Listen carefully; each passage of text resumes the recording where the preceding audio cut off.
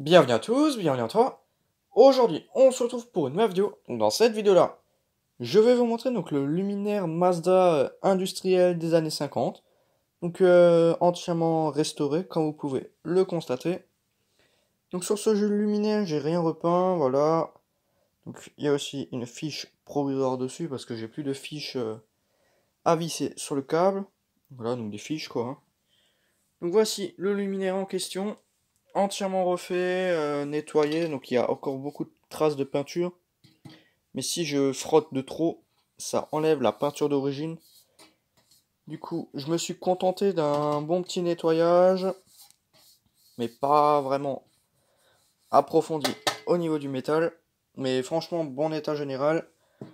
Là, on a tout le réflecteur, quoi, hein. Et là, la cheminée.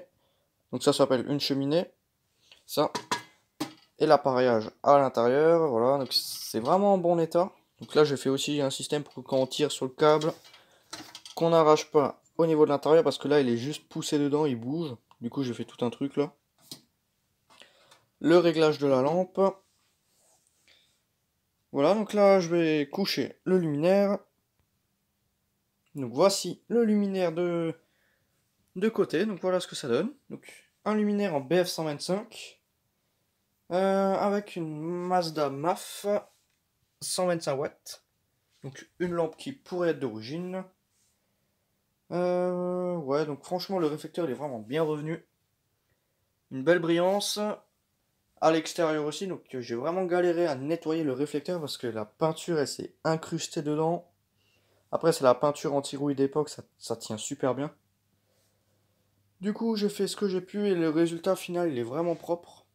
Il n'y a vraiment plus rien. Bah là je vais le démonter.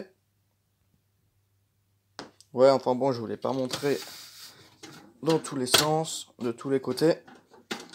Mais bon, c'est un luminaire qui est circulaire. Du coup, c'est pareil de tous les côtés. Donc là, pour démonter l'appareillage, faut ouvrir là. Et là. Voilà. Et du coup, là, le bloc appareillage est séparé du reste. Voilà, donc c'est pour ça que je sais pas si on voyait, mais la lampe, elle était de travers dedans, il me semble, avant. Voilà, donc on va pas mettre tout le poids sur la lampe. Donc voici l'intérieur du luminaire. Donc l'intérieur, il est là. Donc vraiment en bon état. Par rapport à la précédente vidéo où c'était complètement cramé. Là c'est vraiment propre. Il y a encore quelques traces, mais ça c'est de la corrosion ou le métal. Mais ça, j'arrive pas à enlever.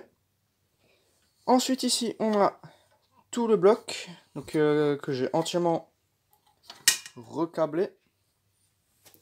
Donc ici on a la Mazda MAF. Là on peut peut-être voir la lampe Mazda. Le ballast Mazda. Donc qui n'est pas d'origine, que j'ai dû remettre. Et le domino en porcelaine. Bon, il manque un coin là sur le domino.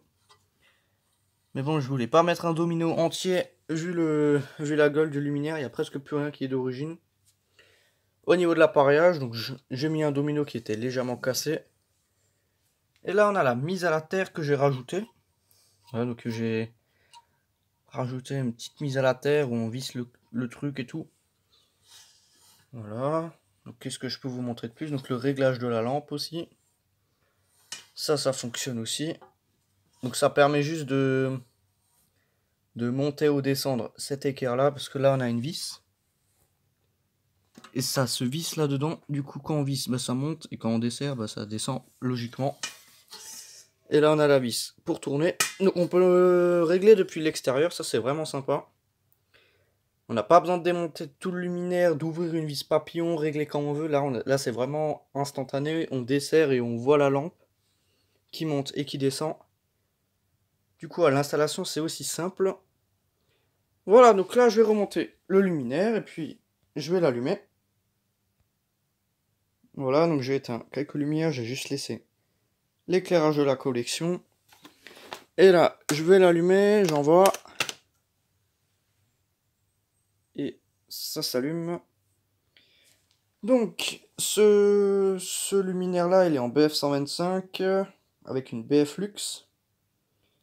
Donc le ballast, il est vraiment super silencieux, on l'entend pas, on l'entend à peine. Je trouve que c'est assez dommage, mais bon, c'est un ballast Mazda.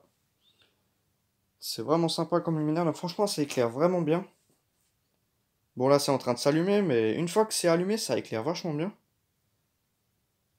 Hop, donc luminaire indu des années 50. Donc c'est parmi les premiers modèles à appareillage incorporé. Parce que généralement, avant ce modèle-ci, c'était en incandescence. Et ça, c'est parmi les premiers modèles avec appareillage incorporé. Ou alors, encore les mixtes. En gros, les lampes, justement, BF qu'on peut mettre directement sur le secteur. Qui sont montées en série avec un filament. Mais bon, leur durée de vie, elle est vraiment nulle parce que dès que le filament il casse, qui est d'une durée de vie en moyenne de 1000 heures, bah la lampe, elle est défectueuse. Du coup, ce type de luminaire, c'est mieux, où l'appareillage il est vraiment séparé de la lampe. Ça tient vraiment longtemps. Hop. Vraiment stylé, franchement. J'apprécie vraiment beaucoup ce luminaire. En plus, là en haut, on peut voir la lumière qui est diffusée à l'intérieur. Donc, je pense qu'on peut voir à l'intérieur, là-bas au fond, je crois qu'on peut voir le ballast.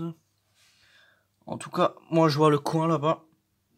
Mais bon, après, je vous ai montré le truc, hein, donc on s'en fout un peu. Donc, ça scintille beaucoup à la caméra.